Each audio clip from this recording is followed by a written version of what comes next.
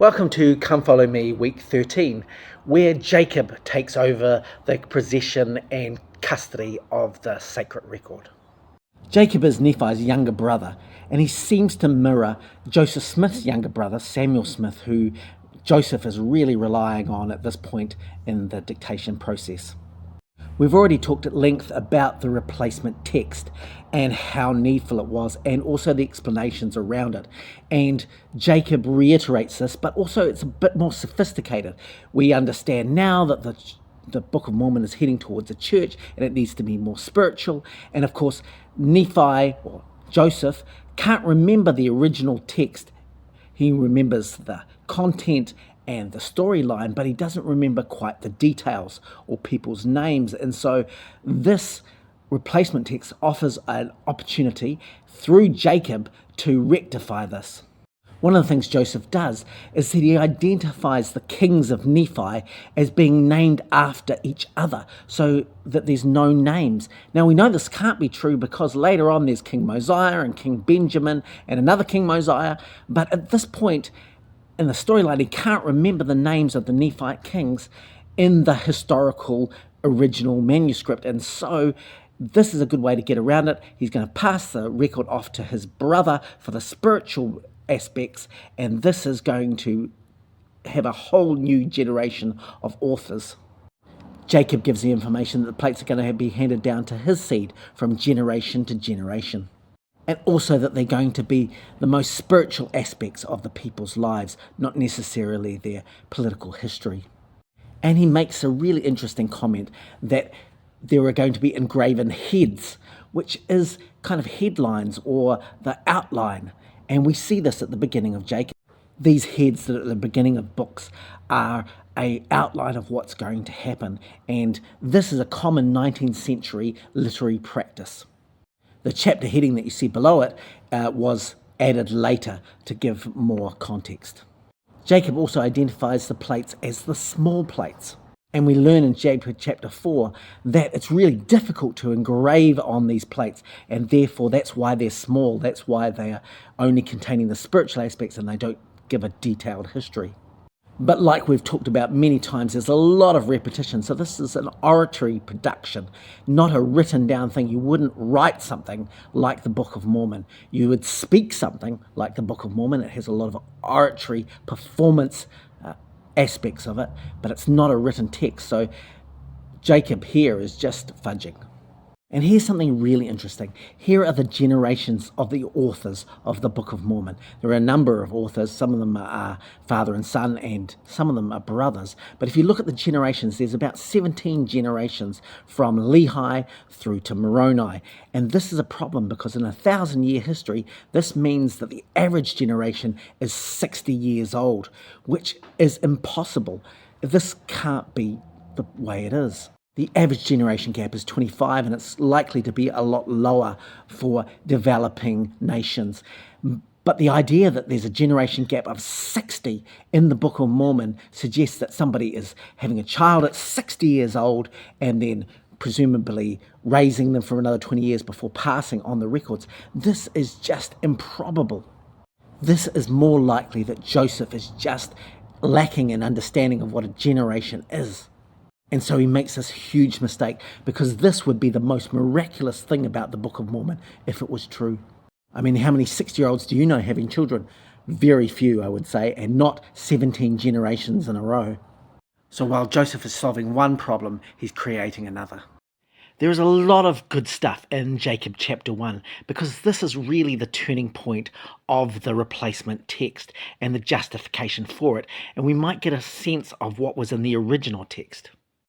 Verse 13 talks about the tribes in the Book of Mormon: the Nephites, the Jacobites, the Josephites, the Zoramites, the Lamanites, the Lemuelites, and the Ishmaelites. And Jacob's, just for ease, going to call them either the Nephites or the Lamanites, depending on who they follow. But this is so curious, because this is just as they've kind of split. And so these families aren't big enough to be real tribes yet. There really is just the factions of those who have followed Nephi and those who have followed Laman. We see the same accounting for these tribes in 4th Nephi and also in Mormon, where the people are broken up into tribes before the last final battles. And the book of Alma talks about the Zoramites quite a bit, and sometimes the Ishmaelites, but generally not the others. We don't have Jacobites and Josephites, and there's no Samites. And this is a really good indication that the original text of the Book of Mormon had the tribes, the sons of Ishmael and the sons of Lehi breaking up into these tribes, and then Joseph telling a story about each one, and that comprised the original text. And of course, now that we don't have that and the replacement text is going down a different track, Jacob has to kind of identify it because it comes up later in the Book of Mormon, but he's not going to elaborate on it.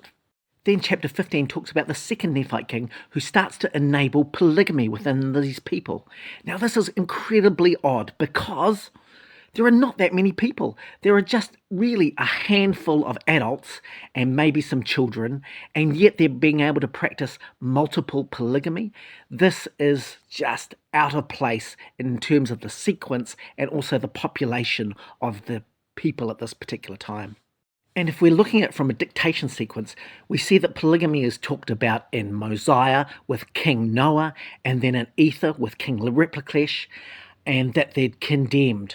But this is taking it one step further, and that is a religious justification for David and Solomon, which is being touted in this particular environment.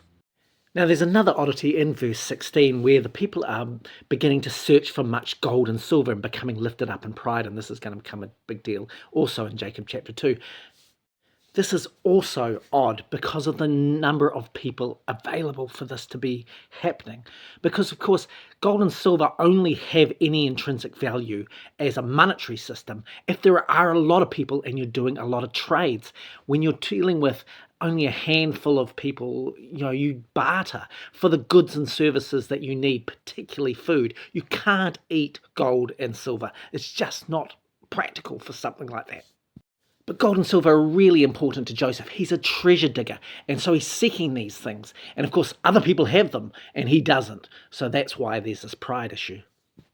And finally, Jacob's going to talk about being consecrated a priest and a teacher of the people by Nephi. And this is going to mirror that Lehi-Nephi teaching combination and then Nephi-Jacob combination. And now it's Jacob-Joseph, although we don't hear much about Joseph at all.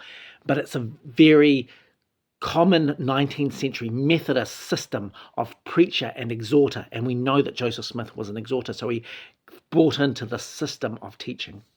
And as the Book of Mormon heads towards becoming a church, this is going to be the model, and of course it's going to be Joseph and Oliver. Jacob chapter 2 starts with a sermon at the temple by Jacob on the subject of pride. There are a couple of oddities. Firstly, it's just rehashing the last part of Jacob chapter 1. But also there's this verse in verse 1 which reads like a narration. And who's the narrator at this point? It's the same kind of heading that we expect at these beginning of chapters. And so this is likely Joseph and his ways of ordering his text and his ideas to move forward. And there's that reiteration by Jacob that this is his responsibility, that he's been ordained to this office of teaching. And we see this really emotive preaching by Jacob using words like abominable and grieveth. And as I've said before, we see some of these word choices coming up at the end of the dictation sequence from Mormon through to Moroni, through to 1st and 2nd Nephi, and now we see them in Jacob. Simon Southington took my last chart and turned it into a graphic, which I think illustrates really well how these things and terms and phrases are really coming into this Whitmer period. And we've got this odd assignment as women being chaste and delicate and pleasing to God for their weakness, which is really interesting in the text. Verse 12 reiterates this idea that many people are searching for gold and silver and precious ores, for which the land of promise has a lot of, and they're utilizing this to get riches and then learning pride and persecuting of their brethren. Now this is completely anachronistic to the Americas because gold and silver weren't things that the Native American people utilized as their currency, but also it's anachronistic to this part of the Book of Mormon, which just has a few people. Again, gold and silver just mean nothing unless you've got a large population that needs something to trade. But is completely in keeping with Joseph Smith's world, where his family are wholly impoverished and really struggling. And this is a major theme of the Book of Mormon, and there are a number of chapters, including Mosiah chapter 4 and Alma chapter 4, that talk about the idea of sharing. And this is reiterated again and again because Joseph is just so poor and relying on the charity of others. And there's also a bit of a promise that if you are in the attitude of caring and sharing with your fellow men, that the Lord will bless you with riches so you can do that more abundantly. So it's just an emotive reasoning that things are there to be shared. And there is this understanding that pride keeps you from sharing. And this is the most abominable thing to God. And it should be said that this aspect of the Book of Mormon was the most attractive, particularly to marginalized people who ended up joining the church in droves. And it was the basis for things like the United Order, which is a very communal, socialist kind of system. And of course, when that fell over, the church pivoted to a more capitalist, interest-based system where people were regarded against their works. But in 1829, this was Joseph Smith's circumstance and that of his family, and he was desperately trying to provide for them by counseling others to share. The second part of Jacob chapter 2 and into chapter 3 is talking about the abomination that is polygamy. And this is so interesting, of course, because the Church of Jesus Christ of Latter-day Saints started to practice polygamy in the Nauvoo period, and this became a defining principle of the church. But in the Book of Mormon and in these chapters, it is talked strongly against. Jacob talks about polygamy with the regard of David and Solomon in the Bible. The idea that having many wives and concubines is completely abominable before the Lord. And again, Joseph is using God in the first person to really hit this home. And Jacob specifically calls out the idea that the people on the Americas shouldn't be practicing polygamy, that these people have been led out to raise up a righteous branch, and polygamy is not part of that. It seems to me that Joseph is becoming aware that there are religious sects in America who are practicing a form of non-monogamy, and so he's really coming out against it. Maybe the Whitmers have told him about this, because the other instances of polygamy in the Book of Mormon, in Mosiah and in Ether, are really talking about kings and their sexual excesses. But here we're talking about everyday people. And he's especially calling out the idea of it being a religious practice based on Solomon and David. And Jacob just reiterates this idea that the land will be cursed if people are practicing polygamy, that this is something that would happen in the old world and it should not happen in the new one.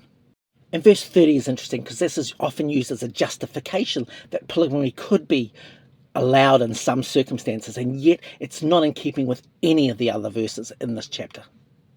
I think this can be better understood when you realize that the original manuscript did not have any punctuation, and so somewhere where you might put the punctuation might change the aspect of this particular verse. And Jacob really hits home the idea that women and children are being disadvantaged by this practice, and this is really hurtful to God. Jacob preaches that polygamy leads to the breaking of the hearts of tender wives and children. And chapter 3 gives this warning that the Lamanites will scourge the Gentiles who are in the Americas practicing this polygamy.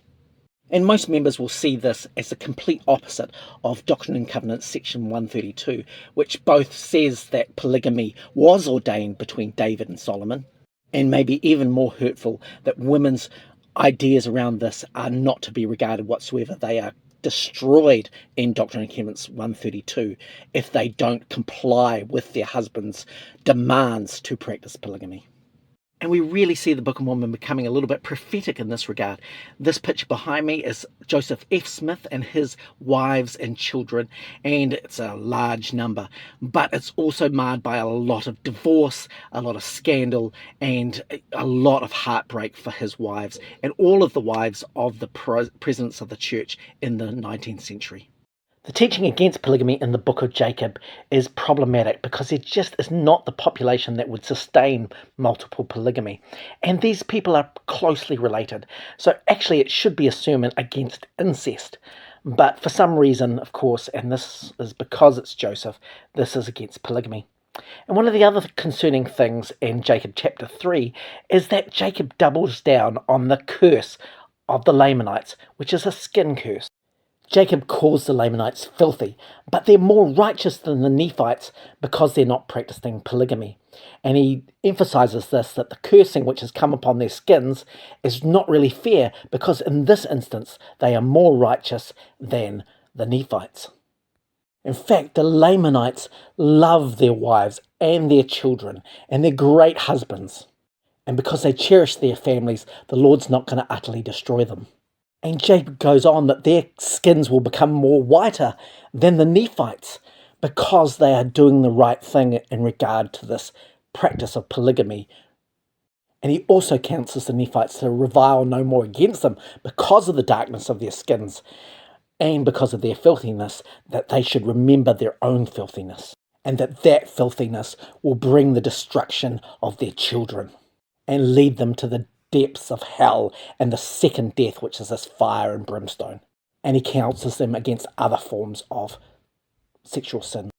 As a person of colour, I take huge exception to this chapter because although the stereotypes might be correct, and that is that brown people are much better with their families than white people, I do know lots of white people who have excellent families. I don't know that we should marginalise white Nephites as being less than brown natives who are better than their family. And, this is a total racial slur against white people, and I think we should really come out strongly against it. Jacob chapter 4 is essentially the end of the replacement text, but of course there is still more material. But this seems to happen a lot with Joseph. He goes to end something and then he finds something else to add. And we see this in Mormon chapter 8, where he's really trying to end the plates, and yet then Ether and Moroni come. So this is a false ending, but it's still an ending. And Jacob starts off by saying that the plates are very small, that there's little writing on it, it's hard to engrave, and this means that it's going to end.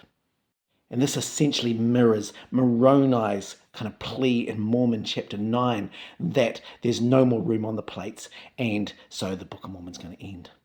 So Jacob 4 becomes a treatise on Christ and how people knew about Christ several hundred years before his coming.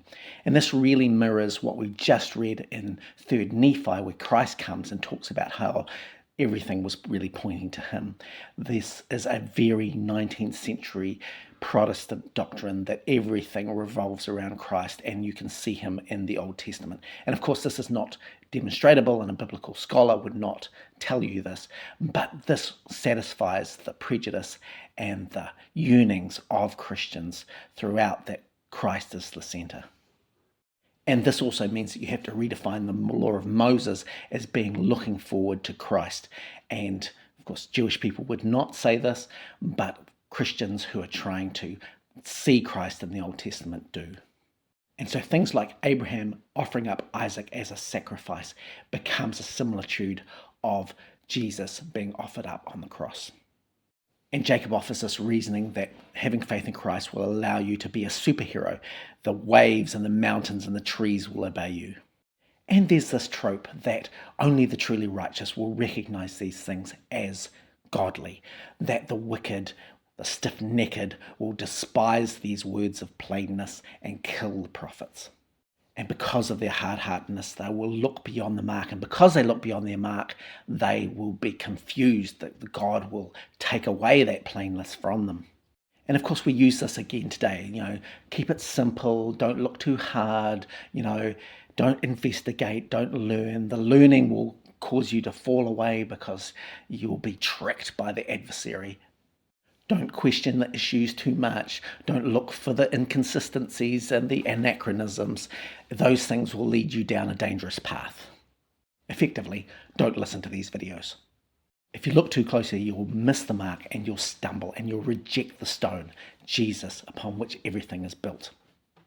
And so this is a good way of shutting down the conversation, of telling people that they're wrong, that if they're looking too much, if they're questioning too much, if they are finding inconsistencies, that it's their problem, not the actual information.